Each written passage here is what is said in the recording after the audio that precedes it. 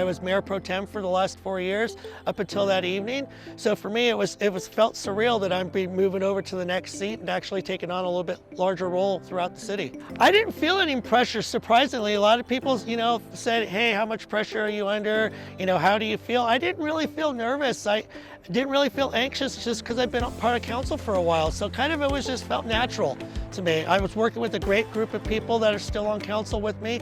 One of the things that we have to work on being part of council is what's in the best interest of the city of Evans and what's for our residents. I know we're not going to agree on everything, and that's part of the democratic process. That's part of democracy.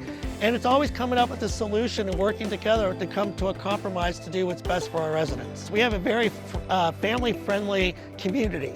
A lot of people don't realize that Evans is about 23,000 people, but when you drive around Evans, you would never realize that. We still have that small town feeling, but we have a lot of growth and development going on.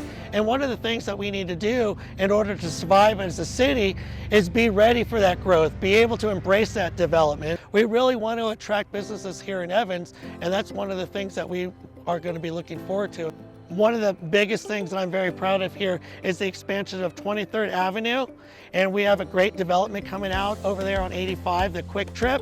Looking forward to serving as mayor. I'm very humbled and very honored to be mayor of Evans, and I look forward to being out here in the community and get to know my community more and help Evans grow and bring business and residents into Evans, and hope that they enjoy being here in Evans as much as we do.